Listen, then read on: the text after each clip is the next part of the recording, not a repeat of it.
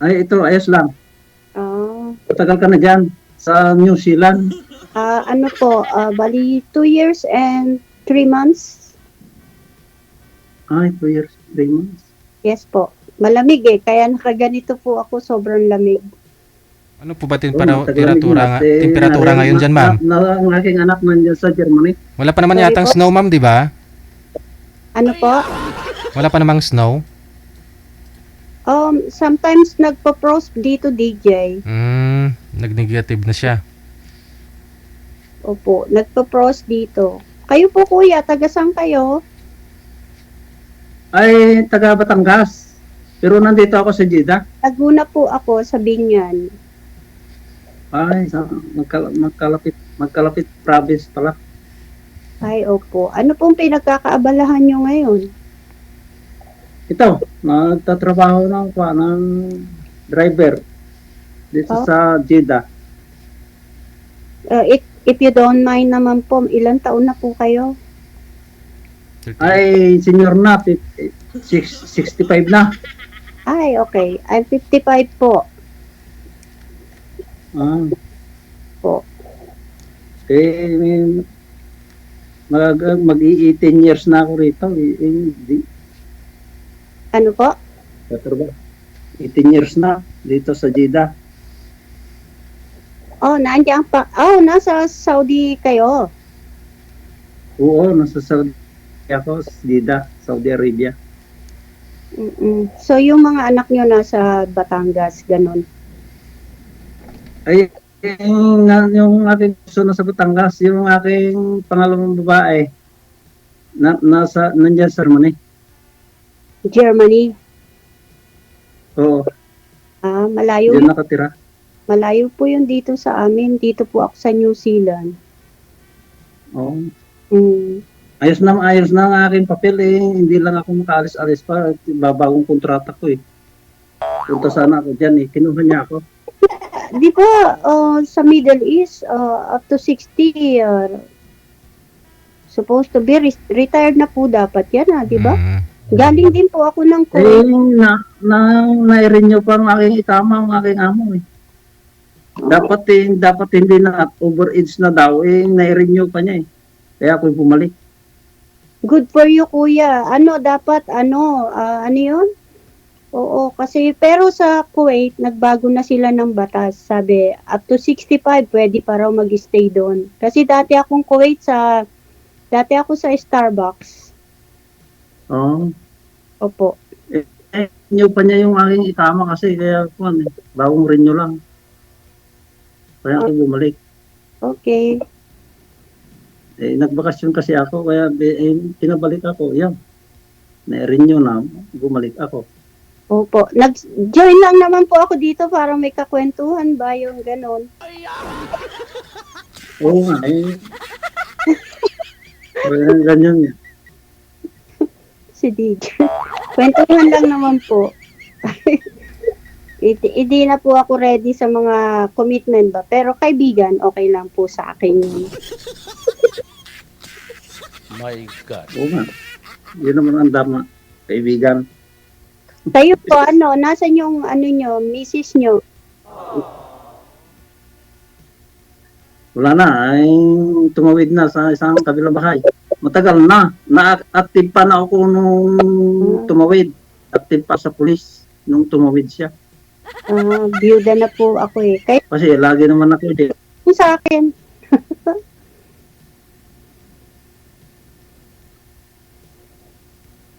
Set, nawala na. Byuda.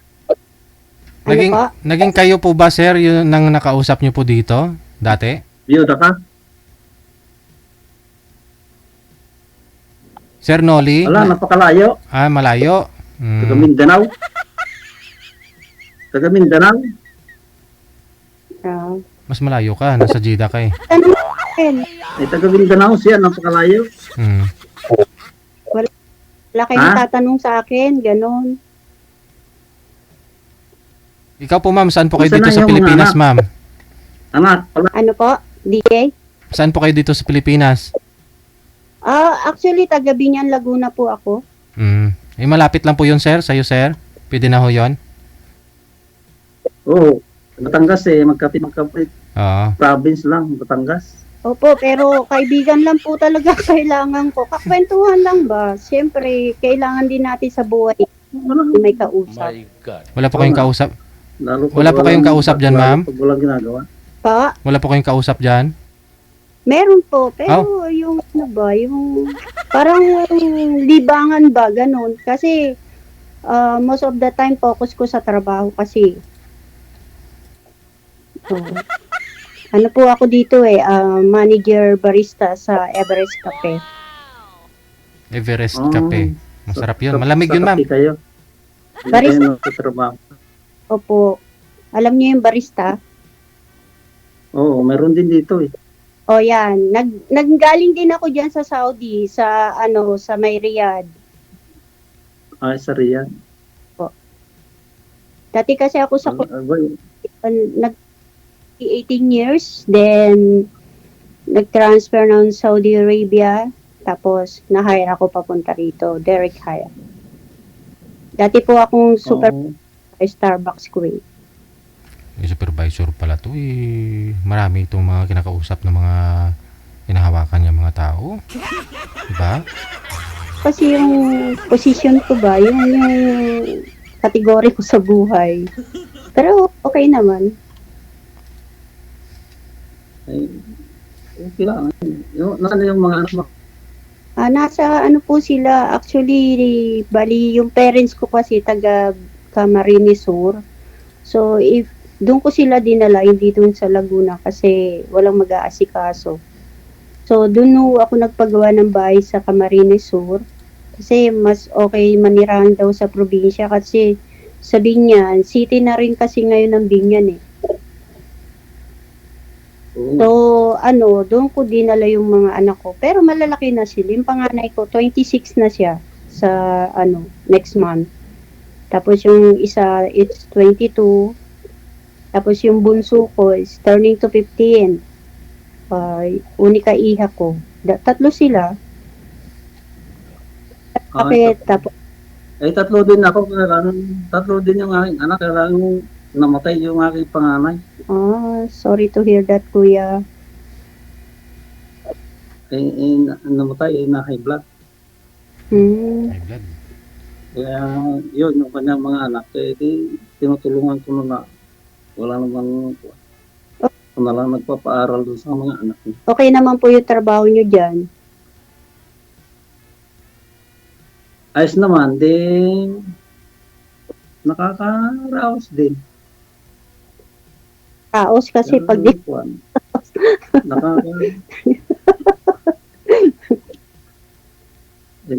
lahat to tayo, just pray lang to sa Panginoon kasi siya lang naman yung tutulong sa atin.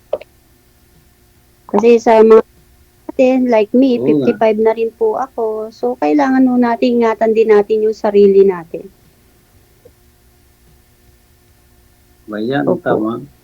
Yeah, kakain lang tayo ng mga healthy food.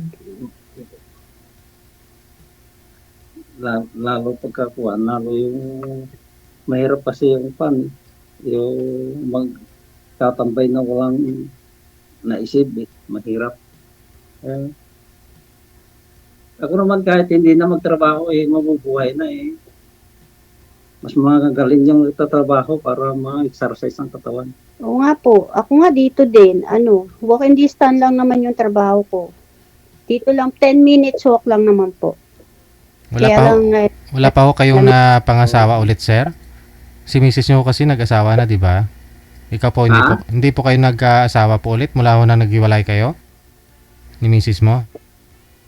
Mayroon akong naging girlfriend kaya lang namatay noong 2020. Namatay. Namatay din? Oo, namatay nung COVID? Galing yun sa Singapore, nagpunta ng Belgium. Oh, Pagkatapos nagpunta ng Japan, doon sa Japan namatay. Okay. sa COVID, no? Simula noon, wala na. Mm-mm.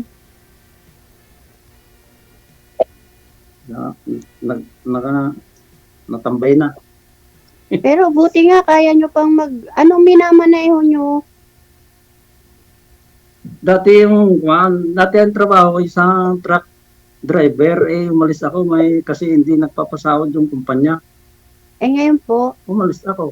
Dito nag-family driver ako, yung mas magaling naman yung aking among napunta. okay. Kasi yung 3 months, 4 months, hindi pang magbibigay ng pasahod yung kumpanya noon, dalawang buwan lang. Kaya ako umalis.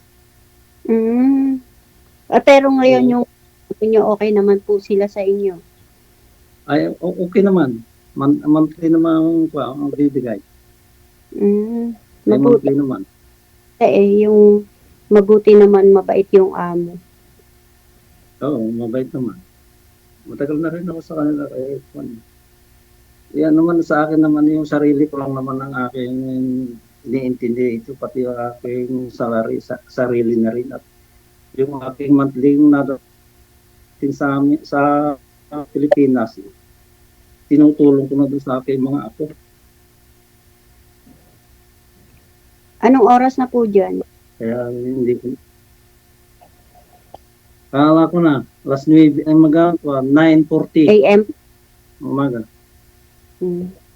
Oo, umaga. Gabi na rin po magse 7 PM.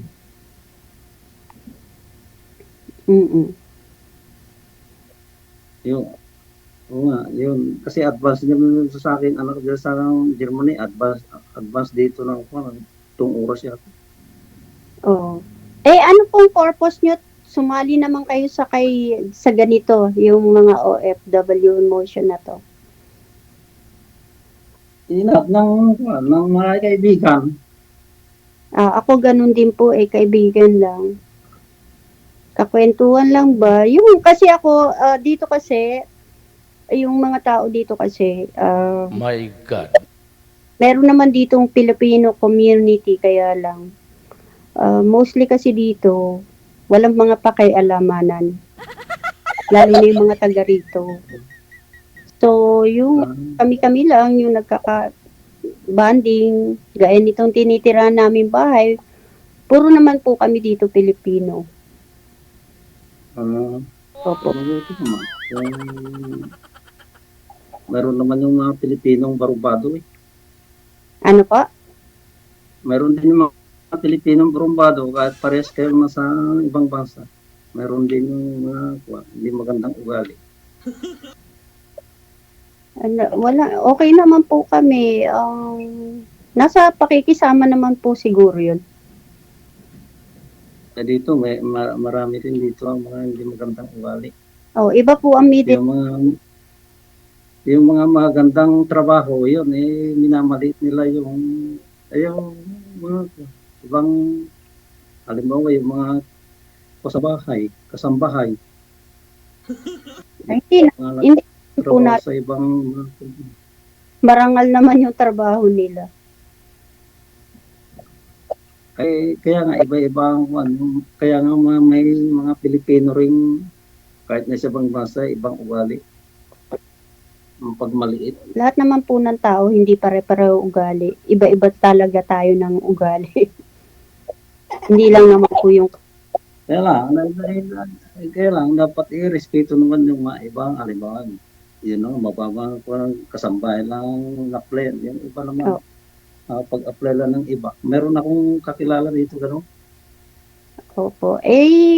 Kung gano'n ang ugaling na-discover nyo, kayo na lang ang medyo umiwas. So, ganun. Kaya nga, mapinas at ibang basa, ganyan din. Nasa ugali na siguro yan. So far naman po, wala pa namang bumasto sa akin. Pero kasi, nasa pakikisama naman ng tao yan. Kahit sa bahay. Wait ako dati. Sa tao na yan. Kahit nasa tao na yan. So, saan po kayo sa Saudi? Sa Jeddah? Jeddah, oo. Malayo, ano? Malayo yan sa Riyadh, di ba? Malayo nga. 2 years na lang dito. Kung hindi sana na-renew na ang aking papel dito, baka napupunta na ako dyan sa aking anak. Saan po? Germany. Baka napapuntahan ako sa aking anak. Maganda rin ang Germany. Eh, mas maganda sa atin, makatambay sa atin. Sa ibang bansa. Ano po? Tambay? Mas maganda tambay sa atin. Kung mayroong income sa atin, mas maganda. Oo naman. Kaya Sa dayo. ilang taon na kayo sa Saudi? Si 17 years. Oh, imagine nyo, 17 years. Marami na kayong ipon yan. Kaya pa eh. Kaya po magtrabaho. Kaya po, nai-renew pa. Kaya bumalik. Pagka hindi na nai-renew sana, hindi na bumalik. Baka na rin ako sa aking anak. Ay, nai-renew niya yung aking ikamo. Ay,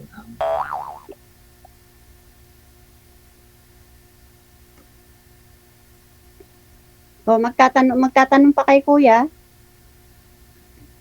ano, tatanong? Tatanong Wala. ka? Ano?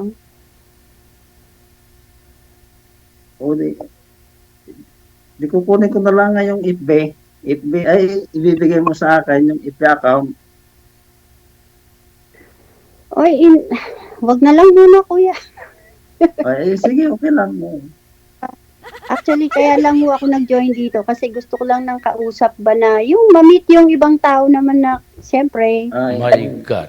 hindi po ako okay lang. ready sa mga relation, commitment kasi Oh, po ako sa anak ko eh.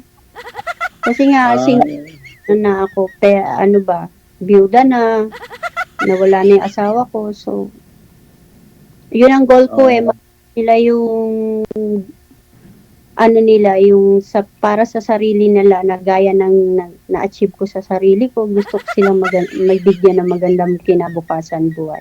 Nag-aaral pa kasi yung mga anak ko rin eh. College sila. Ako. As tama. hindi po ako ready sa mga kahit dito may nagkakagusto sa akin pero close po ako dyan. DJ, lang ba yun? My God. Hindi po ako ready sa relationship, DJ. Kaibigan lang po sana. E di, i-add friend mo si sir para magkaibigan na kayo. Hindi, bibigyan ka naman din. Ang DJ lang ang kaibigan. Oo. Ano po? Yan, bibigyan ka niyan. Hindi, ikaw na nga po sir yung kaibigan eh. Kasi, Ipagkakaloob naman yun ng Panginoon sa akin siguro. Yung mabuting kaibigan ba? Pero, gaya ho ng sinabi ko, ano lang, focus ho ako sa mga anak. Kaya, yung FB ko kasi, di ko yan pinapakalat-kalat ba? Ayoko nang ganun eh. Kasi, mahirap pa yung sa social media na ano ba. Kasi ako, focus ako sa trabaho ko sa mga anak ko. Piniray ko mag-join sa ganito ba? Kasi napapanood ko lagi si DJ ba? Yung merong mga, ano ng mga OFW, ganun. Tinry ko lang po. Pasensya, ano? Ay, wala problema sa akin. Ay, okay. Buti Okay na lang. intindihan nyo. Ano po? Oo. Apo. Okay lang sa akin. Wala problema. Basta ingatan nyo na lang yung sarili nyo dyan. 65 years old na kayo. May Ay, maintenance ka na ba, kuya? ha? May maintenance na kayo? Ay, wala. Wala Ah, kong Pilipinas na gamot. o wala pa rin po sa awa ng Panginoon. Wala pa naman po. Basta ingatan nyo yung sarili nyo dyan. Focus lang po sa trabaho. Pag gusto nyo Ingat din yan. good na rin kayo. Kung ano. Yun lang po may bigay kong advice sa inyo. Alagaan lang. Ingat din yan. Kung ako nga sa inyo, punta na lang kayo doon sa anak nyo. At least kahit papaano, makasama kayo ng anak nyo. Merong maglulook after sa inyo, di ba? Kesa sa Ito naman kasi yung kung hindi na-renew sana yung aking ikama dito. Wala na, hindi na ako bumalik. Ni-renew, nakiusap yung aking ikama. ingat na lang po yung sarili kasi nagkakaedad. Sige. Ingat din. O DJ! po, O, ingat po. uwian na po ba? Opo, okay na po sa akin yun. Tapos na. naka-encounter po ako ng kalahi natin. So, paano Okay na po? paano po yan, ma'am?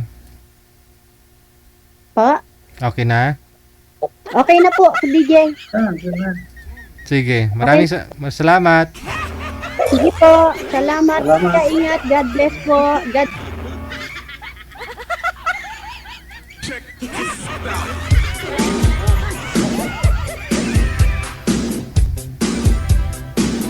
Kausap nga lang ang gusto. Marami siyang manliligaw. Kausap nga lang. Hindi pa ready kasi nga may maintenance. Nakafocus siya sa sa mga anak niya. At mabuti naman po, wala pa namang maintenance si sir kahit 65 na. Baka ho gusto nyo i-mine si sir, no? May pension na rin ho yun, no? Kasi 48 years old nag-retire na siya sa police niya, no? Tapos nag-Saudi, no? May pension na. Oh. Pero malaki pa rin kasi sa New Zealand, 200,000 supervisor eh.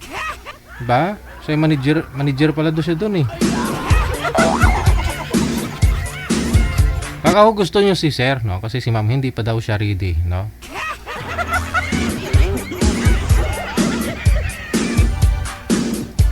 Baka may maintenance na si sir.